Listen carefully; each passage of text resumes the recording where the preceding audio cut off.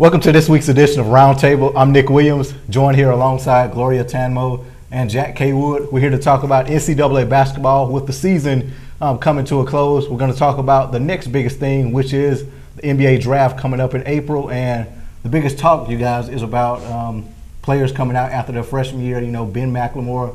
So what are you all's thoughts on players coming out after the freshman year?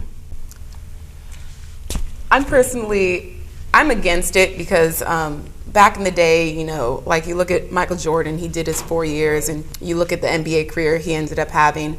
Nowadays, I look more at, the player's situation, and I know Ben McLemore is under a lot of scrutiny for entering the draft, or wanting to at least, too early, and he's supposed to be a #1 draft pick. I already personally think he's overrated, but I do think about his family, and I do, I empathize with that, and I know they do need the money.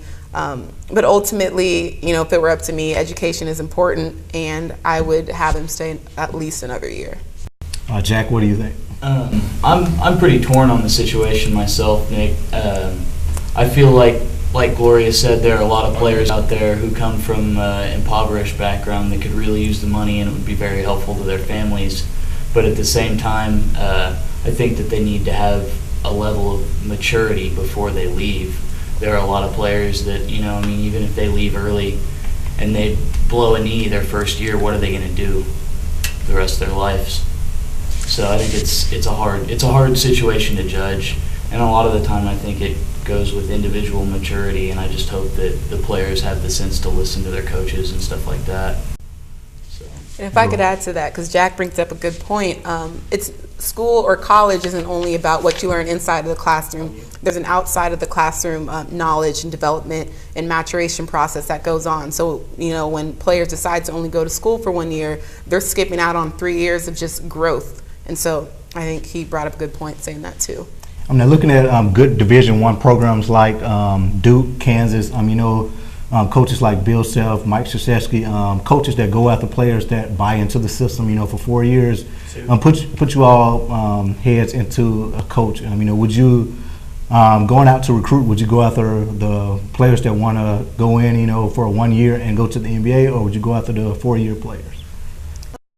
I guess you have to have a mix because obviously some of the better players are going to enter the draft earlier, and but at the same time, you want to build a stable program, and you want to have a good foundation, and you want to, it's rewarding for a coach to watch a player come in as a freshman, grow throughout the year, and finish with, a decent collegiate career. So, I guess you have to have a mix. Yeah, I feel the same way. You have to have a mix to solidify your program, because you have to have that talent that could possibly leave at any moment to hang with the big schools who are going to do that, But at the same time, you've got to be able to build a team so that you're not just going to end up with an entire bench of freshmen and no depth, no experience, things like that, with everybody leaving all the time. Look what happened to Memphis, They were competing for national titles, and this year they're in the NIT tournament. So they might not have even paid the NIT, something like that. Now we talked about Ben McLemore earlier. His decision. Should he stay or should he go? And by his situation, what do you all think? Do y'all think that he should go or stay at KU for another year? Personally, as a KU fan, I'd like to see him stay, because I think that there's a lot of potential there. And with the season that he has had, and the coach that Bill Self is, I don't think it's completely out of the question. But at the same time, like we were talking about earlier, I sympathize with his family being from the rough part of St. Louis, East St. Louis. I believe that's hard. He didn't know where his next meal was coming from, and hopefully the experience that he's had at KU gave him a little bit more of a solid foundation for his life that he can build on. If anybody could have saw that, it was definitely in the tournament. He folded under the big lights. In the NBA, you're under the big lights every night. And so him leaving, and him staying would also help with the team's cohesiveness. When you have players there for 4 years, you build team chemistry and you grow on that every year. But when you keep getting one-and-done players, you have nothing to build on from the previous year.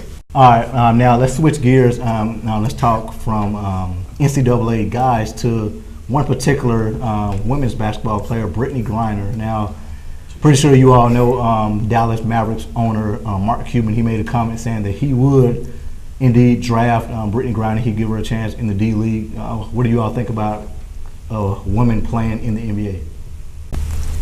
If she can do it, more power to her, but I don't want to sound sexist or anything, but I just don't know that she can compete. You know, these guys are freak athletes. I mean, 7-foot dudes that weigh 300 pounds and can sprint up and down the court for the whole time. They're physical specimens, and comparatively, she's skinny.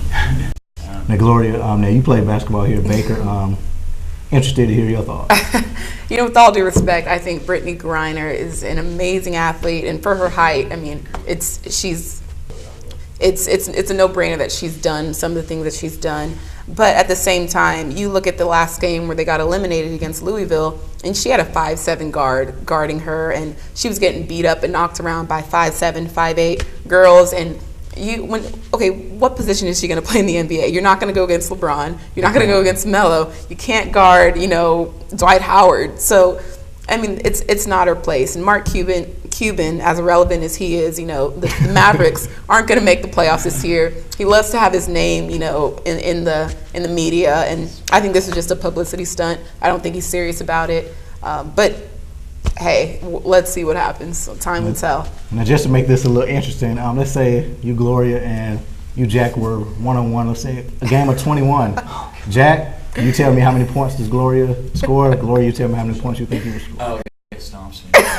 I was going to say he won't get the ball. 21-0. Oh, 21-0. Wow, Jack, you're not going to let it go down like that, are you? Play D. Give me a chance here. I just can't shoot, all right? We're just going to let... I'm just kidding. All right, well, that's going to wrap it up for this edition of Roundtable. I'm Nick Williams. Has been a pleasure. Jack Caywood, Gloria Atanmo, thanks a lot for you all coming on. Thanks for having us. See you next week.